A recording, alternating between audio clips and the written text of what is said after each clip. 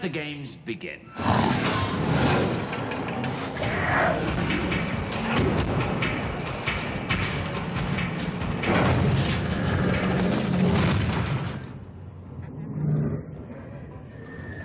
What's in there?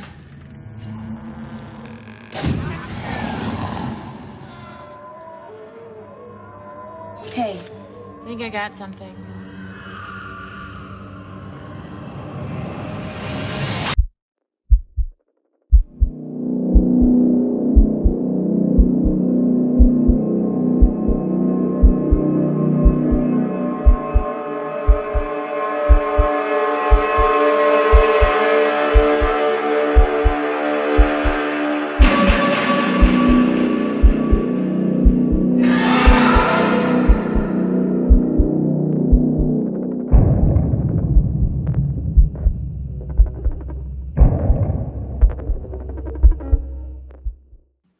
Episode 2 of the House That Horror Built here on Horror Fiend TV. I am joined with my co-host, author extraordinaire, and if you don't have this by now, you better get this shit because look at that. Get the book, and I'm Brand telling you this. new. Yeah, hey, you know, it's your new one. By the time this episode drops, I'll probably have 3 more done. I wish. But yeah, Radar, how you doing, buddy?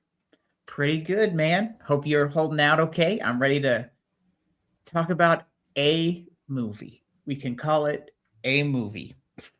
Well, the good thing about it is that if you go back to see our previous season, we actually talked about Vincent Price's House on Haunted Hill, which is a classic. Which is a great classic. And I love the fact in this film, they decided to name the rich guy Mr. Price.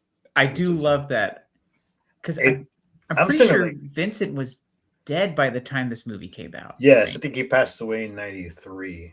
Okay, yeah, that sounds about right. But yeah, I like the fact that they gave him that homage. I mean, yeah, what a way to have a character and then the same little mustache. So they play a lot of homage. So now, granted, Jeffrey Rush is a great actor, but Vincent Price's charisma is just unmatched. I was so looking forward to talking with you about that too, because like Jeffrey Rush is a great actor, but Vincent Price is just one of a kind, man. One of a kind. Jeffrey Rush did a lot as far as his movement, his reactions and stuff. Whereas Vincent Price is just the way he says his lines just carries so much than having to. The guy could just walk in the room and just say a line. You're like, wow. He could read the fucking phone book and you'd be like, I'm in. He could sit there and do the whole alphabet. You're like, wow, this is the best alphabet I've ever heard. You know, but yeah, you're like, I never knew that about the letter G. No, you try to pronounce it the way he does, you know, but yeah. No, and I like like I said, I do like the fact that they did that. I thought that was a great way to pay respects to Vincent Price. I mean, House on Haunted Hill, like you say, it is a classic. It is one of those films that I still go back to watch, even like after we reviewed it. I still go back to watch it, you know, because I thought his performance. I mean, it's compared to this one, which we'll talk about. You know, that one has great actors in that one too, and this one just gave it a little bit more background as far as, you know, we'll get more into it. But yeah, this one is a definitely interesting film. As you can tell, we're going to be talking about House on Haunted Hill, 1999, directed by William Malone. I mean, this cast is just tremendous. Like we just talked pretty about. Stacked for 90s. Like if you are familiar with like late 90s actors, this is like a wet dream for you, you know. Oh, yeah, because you had Jeffrey Rush, great actor. You had Ali Lauder, who, you know, before we came on to start recording, you know, she's in the Final Destination films. She's also in some of the Resident Evils. Famke Janssen, I mean, everybody knows her. Probably one of her famous roles playing Jean Grey in the X-Men, you know, the Fox films. You know, thank God she's coming back, I believe, in the new Avengers Doomsday. But, you know, and during this time, I believe a couple years after that, she was in Netflix's first original horror series. Hemlock Grove. Oh So yeah. she does a great job in acting. She played this character really well. She played Annabelle Oven, and then you had Ty Diggs, who was he was up and coming actor this time. I mean, you had Chris Kattan, who come on, everybody. You think Chris Kattan, the first thing you think about is Night at the Roxbury's. and Saturday Night Live, Yeah, Jeffrey Combs as Dr. Vannacutt. Then you had Peter Gallagher as, Blackburn. So Yeah. the big cast, which surprised me the size of this cast. It's such a good cast too that you forget Jeffrey Combs is even in the movie. Like they relegated him to basically almost a non-speaking part, and that's wild too. No, it is, and this things about that we'll talk about later. But if you haven't seen House on Haunted Hill, whether it's the Vincent Price or this one, basically you have this guy who's a millionaire, and this one in particular, he owns Stephen Price owns a amusement. Basically, I think like 3 to 6 amusement parks, I believe, something like that. He's got a bunch. He has. And he makes money, but he has a thing where he decides his wife wants to have this massive party for her birthday at this haunted asylum. Well, it was a house first before it was transitioned to house before this time, which is kind of I gotta ask questions about that because if you transition into the house, you leave that basement like that. You know what? When you work with contractors, they always cut corners, but damn, a whole asylum basement, that's one hell of a corner to cut. Oh yeah. But just like every episode, random question from the beginning. For $1 million, would you stay overnight at a haunted asylum? Look, man, times are tough. And these chumps think it's going to take $1 million for me to get at a haunted asylum. Brother, I do it for half. I would do it. And before we talk of this film, this is going to be a massive spoiler. I'm sorry.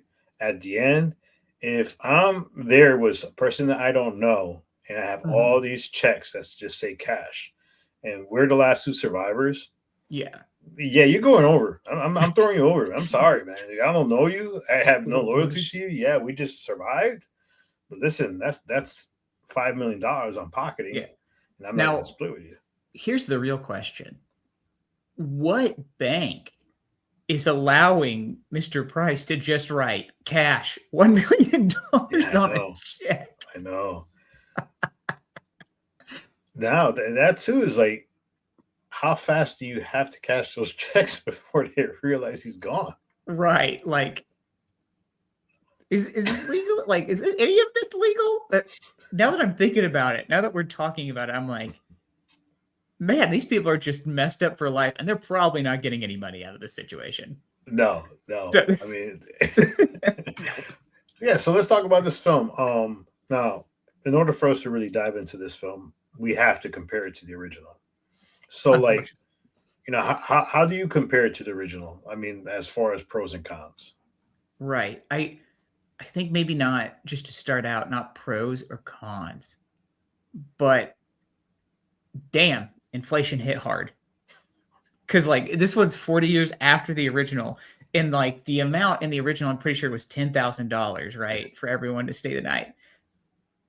$1 million. They added a couple extra zeros onto it. And I'm like, God, geez, what is going on, fellas? So that's the first, like, note. I was like, oof, they added a couple zeros. But it's, as we talked about, Jeffrey Rush is a good actor, but Vincent Price is one of a kind. And, like, that's where the first movie shines, is because it leans on more of that, like, character dynamic of Vincent Price with his wife, and, like, their amazing back and forth, like, bickering throughout the film. That's what really carries it. So it really focuses on that aspect, like that. It's more of a relationship, like, sort of thriller that just happens to have a couple spooky elements thrown in. And this remake, the 99 one, clearly bigger budget. And so they're like, oh, we can do actual like weird stuff and everything. So, I feel like it's more focused on like the action aspects of like horror. And then as opposed to like, oh, here's just this one relationship we're focusing on. Like when you were watching it, was there anything in your mind that like that you really enjoyed about it more than the original, or was there anything that you were like, yeah, I kind of don't like this change. I don't like this change. I love the backstory. I'll be honest. I love that the fact that we had An the actual whole backstory. an actual backstory of why that place was haunted, what happened to that place. And I did enjoy that. I did enjoy the whole thing with Dr. Vandercut. Now, I wish there was a little bit more to it. Right. I do feel like this film cut a lot of corners that maybe they shouldn't have cut, Hmm. And I mean, definitely the Vincent Price was just that whole back and forth between him and his wife, and that in the original made that film Oh, yeah. so good, because I could I could have had a movie with just them two complaining all day long, and I think that would have been a hell of a film. I do think Famke Janssen's character here was very good as far as Yeah. how she poured. Now she's a great actress. She is. Unfortunately, her and Jeffrey Rush are living in the shadows of Vincent Price, and I apologize, I forgot the name of the actress that played his wife in that one because she was Yeah. amazing in her role too. But that's kind of hard to get out of that shadow of those two powerhouses. And I think Famke Janssen's character, I do like her more. Not as much, but I do like how she portrayed the character, Yeah. because in the original, his wife was just so charismatic too Yeah. that I mean I think I would have she could have freaking tempted me to try to kill him too. And I would have probably did it too, But the one thing I would say I disliked in this one is they didn't let the whole backstory of Blackburn and her, basically their affair, really take to Yeah. light, because once it was revealed, he gets killed off right away, which is Yeah. Just like that, it's less than 2 minutes, really, almost just immediate. And it's like, it does feel like the twists are rushed, yes, ironically, one of them involving Jeffrey Rush. But they do feel pretty rushed, which is unfortunate because I mean that's kind of a big element of the first one.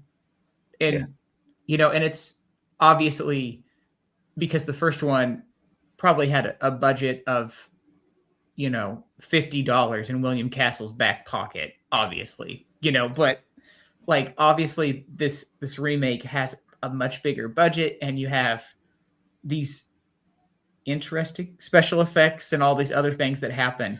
But man, a goofy looking skeleton on some strings just hits harder somehow. it does.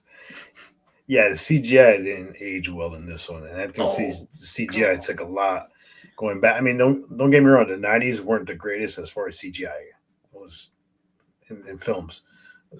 You had very rarely did a film CGI actually worked well in the '90s, but this one, I think it focused too much on the CGI for sure of the film as far as the villain goes. I mean, don't get me wrong, there was some cool scenes. I like and Ty Diggs' character, Eddie, he's in in that little fenced area, caged in, and he's like doing the fast motions. That for me, that's cool. There's a lot of movies that was an that. actual like unnerving moment. I was like, okay. And I enjoyed that because it's like, all right, that's different. And then they did it here randomly with, at different times with, especially with the Dr. Vandercut's character. But, the first one was so character driven that this one felt like it rushed the subplots give us a little bit more of it. I did want to know a little bit more about, what was their relationship as far as deal, because not for nothing, what a shitty deal it was if she turned around and killed him right away. Yeah, like I mean, and it's like, are they supposed to be like they're supposed to be lovers, right? Yeah. But it's like just off them like no loyalty there, you know? Like, and they could have, and the plan doesn't really make much sense either, because it's like, just go get one of the other people that's still alive, kill them, and like frame your husband for it.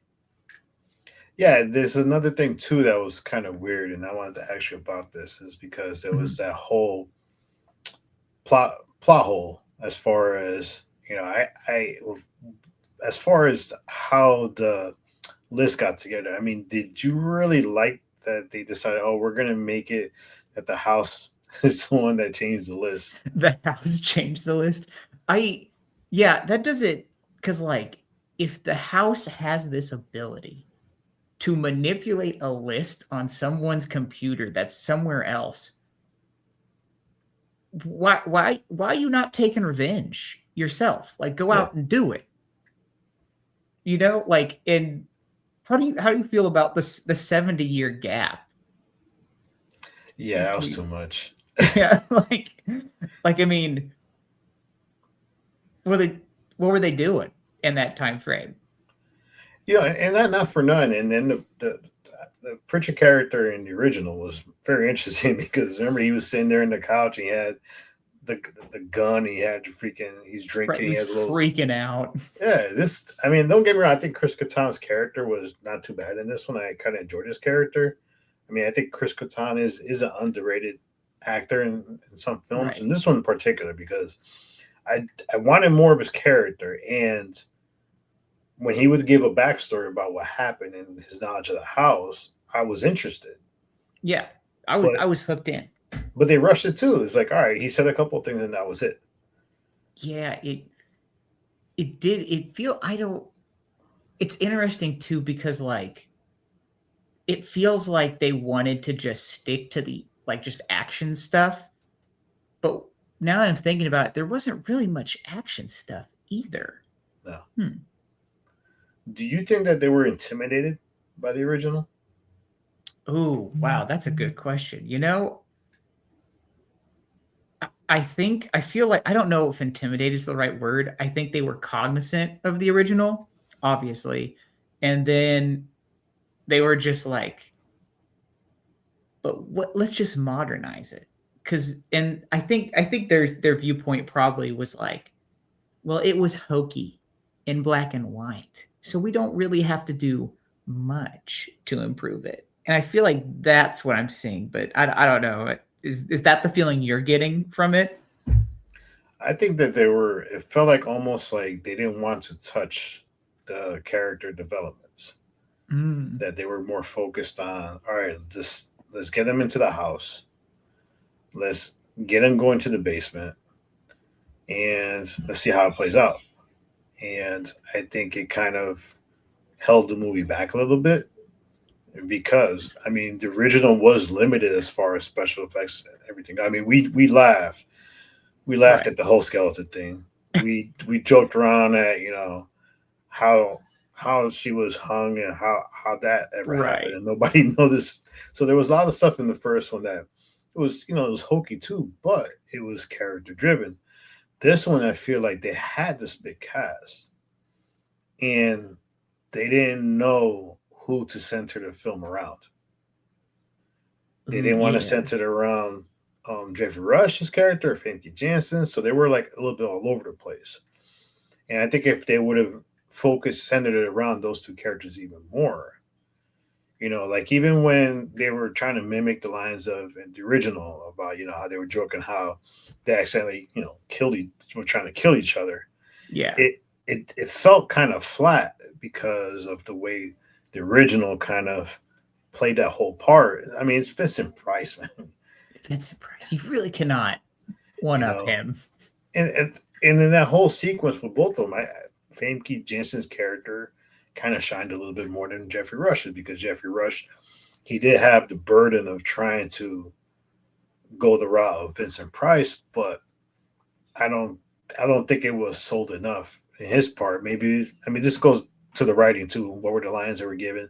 You know, how was the script for it? But I Right. feel like they could have did a lot more. I mean, you're not trying to, and this is what I always say when you do remakes, you're not trying to copy the original piece by piece. You're trying to make a film that while you are giving homage to the original, you're making it your own too. Right. So if you were shying away from the Jeffrey Rush and the Famke Janssen's character, who should you have focused the film more on? I mean, for me, I would have did a curveball and focused more on Pritchett I because also agree. he's the one with all the background. He's the one that doesn't want to be there. He's the one that just wants his money. He just wants to get the hell out of there. Poor guy. So I think his character should have had the better arc in this one. Because if it would have been like, all right, the guy who basically warned him, to not be there, got his money, gets his money at the end, Yeah. and then decides what to do with the house, Right. I mean, so I think his character, if they would have went more with Chris Kattan being the main character, I think it would have been more interesting. I mean, don't get me wrong, I do think it's a good film. I do think there's a lot of things that it's enjoyable for sure to watch. It is. Yeah. And it's just like one of those things where I think one of the major knocks I have on this film, and I think you might agree with it, is now back in the original they couldn't do. I mean, even though some of the deaths they did right then and there, Yeah. But this one, it was a lot of off-screen kills. Yeah. I mean, do you think it kind of, if they didn't shy away from that, would have been a better movie? I feel like it would have at least some parts of it, because obviously, I can't remember the name of the character, the first one that dies, but like Mara, Mara? I think she was Mara, the TV host. Yeah. So like, obviously, her end fate for her body is pretty messed up. Like when they show it, so obviously, you can't show all of that, and expect to have audiences in the late 90s bother to see it. But some of it, like you really don't see any of these deaths really, except for the doctors, I guess. And obviously there's the there's the 3 at the end, but that's something. Their deaths felt like, I don't know. I mean, the CGI thing bothered the shit out of me. God, it's it felt like a cop out. The weird shadow ghosty thing with all their faces on it. Yeah, it feels like such a weird cop out. And like, as you were saying, pay homage, but make it your own. And it feels like this is the only part they tried to make it their own, but they fell flat on their face. Yeah. It's because really the first one ends with, Vincent Price killing his cheating wife and her lover. And it's like, I'm fine with this. This is cool. An acid pit. Yeah, it's an acid pit. And it's like, all right, I'm fine with this.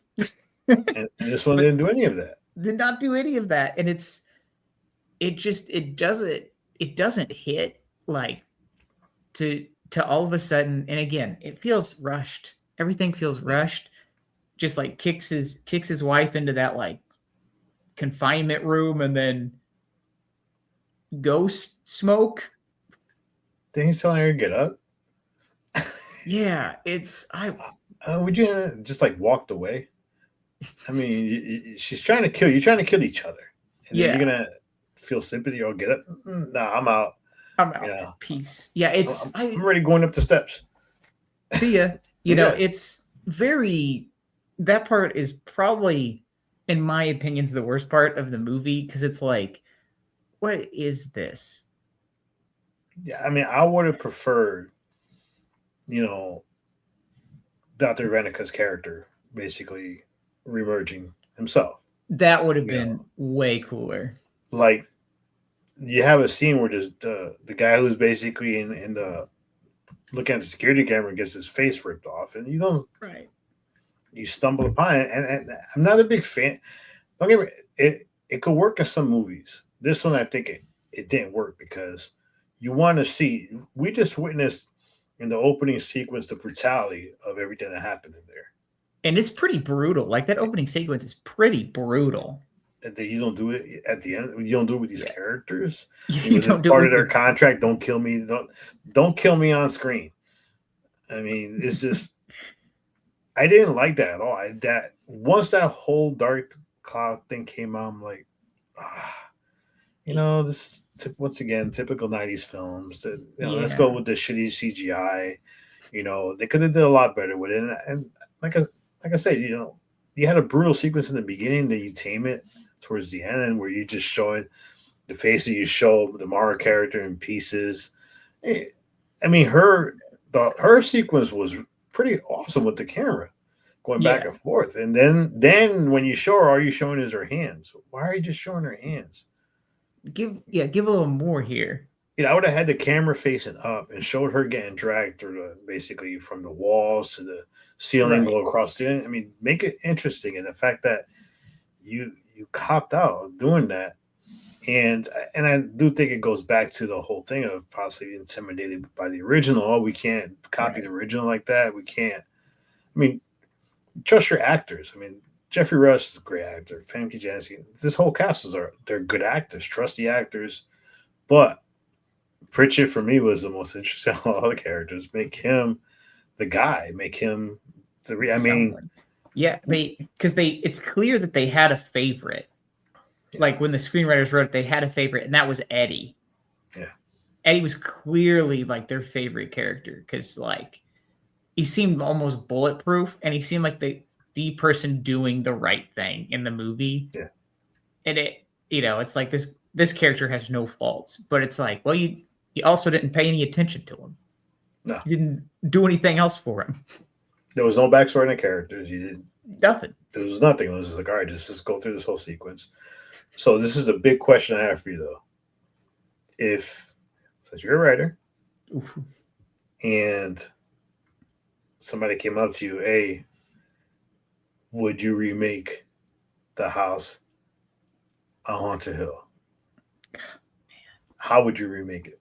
How would I remake it? Okay, so it's no backing out. It's no going like, no. You have to do it. You're giving the money. You're giving the money. Now, mind you, we all you're being offered a couple millions plus, basically. All right, that's fair. I'd probably do it then. A couple millions plus, you getting some of the profit from the the theater run. So you're getting a nice contract. How would you remake it? Man, I feel like there are elements of both that I would mix together.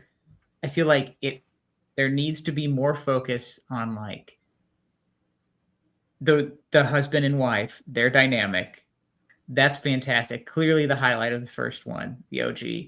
And then I feel like the asylum and the doctor and his like horrible deeds, you could dive more into that and like have that. And I feel like the movie make them a little bit longer, have a little bit more on that backstory, and have it like these characters feel haunted a little bit in a way, because it's that way. It's not just the money driving them in. It's like, because Pritchard is clearly haunted by the events and what happened with his dad. Give that to all the characters. Something where they're like, oh, I have always woken up in a terrible cold sweat at night, but I can never remember what I'm dreaming about or what's haunting me. But as you know, have the characters do that or something. And I feel like that would be pretty good. But I feel like get rid of whatever that stupid ghost smog is. But I really agree with you. If you have it to where like, the big reveal comes that like their fear or something kickstarts the house or something, and then you get the manifestation of the doctor coming back, and then the ultimate thing is like you have two dueling things going on where it's like the husband and wife are trying to kill each other and the doctor's trying to kill everyone else. I think we're cooking here. I think that's how I would do it. What about you? I'm gonna throw you off big time. Okay. Right. So I would do it for the time now. I would do it that the people that got invited to the house are all social media influencers, but however, one of them is tied to the house. which would be like the Pritchett character. Okay. That, you know, the events that happened in the house because of the investigation, the house was shut down. He changes his name and he tries to find his way to wiggle into this contest by this millionaire couple of people staying in the house. So he finds his way to get it back into the house because he has some questions that remain unanswered about what happened to. Remember, his father. You know, Right. he said his father died, but it was always questioned: was he telling the truth?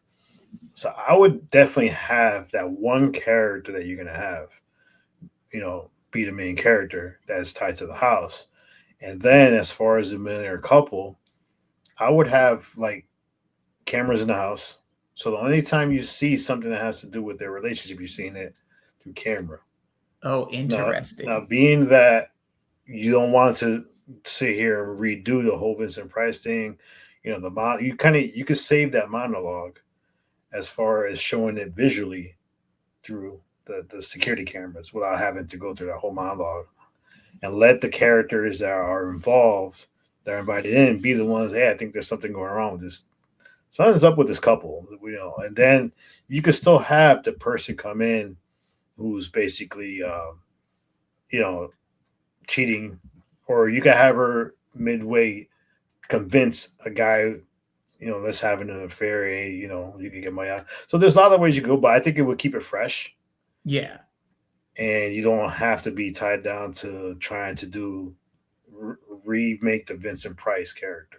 Right. And So, I feel so like also adding more characters would be, we want a higher body count now, right? So oh yeah, keep so that's why I think you bring in the social media influencers, right?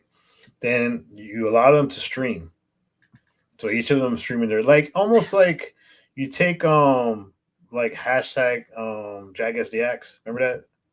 yeah. Where now you're having these people in the house, but you're also having the social media aspect of people responding to things that are happening. So you kind of have that element all together. So I think it'll be crazy to do, but I think it'll be fun to do because you're making it totally different. Right. So now you're playing it to like an actual audience watching everything go down. And then as far as like, money wise, is you're saving money without doing the CGI because you can still have the doctor appear.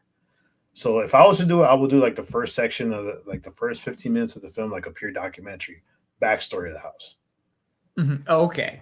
And then it goes right into, there's a contest. These two, this millionaire couple wants people, to go into this house. And then this way, the house is not the one doing the freaking sending invitations. It's basically a contest for all social media influencers. And let's be honest, it's like there's some social media influencers people don't like. So imagine if you have some that are hated going into this house.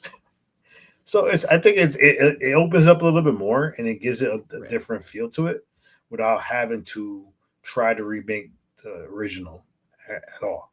I mean, what do you think? It sounds crazy, right? It sounds crazy, but it is like, it does meet your criteria of like, it's still paying homage, but it's doing something completely different. And I think that can be done by someone in a good way. I feel like you could have some indie horror directors who would be totally on board with doing something like that. Yeah, it'll make it fun. You don't have to go the whole mile as far as, spending money on a lot of CGI. You focus on practical effects. You give it more that feel like I'm watching this. Like if you're almost watching it happen in real life right now. So I think that gives a little bit more. At the same time, you kind of cloak the mystery of the rich couple. You have them there, of course, right? But there's more to work with because now you have that. You're not tied down to the original. You have that freedom. If anything, you can actually pay homage in a way too, because you could possibly say that maybe this rich couple, the son, is the son of the Vincent Price character because we don't know if he had kids. It was never mentioned in the original. So you can actually add that twist to it that that his dad, he's the heir. He was heir to the money. He wanted to go back to visit this house at his dad. So you could tie it in somehow there. But yeah, I mean, I would remake it as purely a documentary style, but make it definitely a found footage with the whole social media, influencers going in there. I think it'll be a fun movie to watch because you'll have all these different type of influencers. So I think that's what makes it a little bit more fun too. Different personalities, like, because that is something that does happen even in the original, where it's like the couples, the millionaire couple, like obviously that's the highlight. Pritchard's pretty great, and then everyone else is kind of there. Yeah. So yeah, it definitely, if you have all these dueling personalities walk in, it feels like maybe things are going to be more evenly spaced. Yeah. And then you have the whole rivalry of, oh, I'm getting more views than you and stuff like that. So then, oh, I got to go get more views. So, then you have the audience, people like, watching, like, all right, these guys, this whole thing is full of shit. So now you start putting that. So there's a whole thing you could do working on emotions and asshole characters, because that's what you kind of want in this kind of film. I feel like that also opens up, like, if you have the characters just doing dumb stuff to one up each other, like getting more and more reckless. Yeah. And like once the deaths start happening, it could be more like is there something supernatural, or is it just people being dumb? And I feel like that has a lot more impact. Oh, I would bring back the acid pit. I would so bring back the acid pit. Nothing beats an acid pit.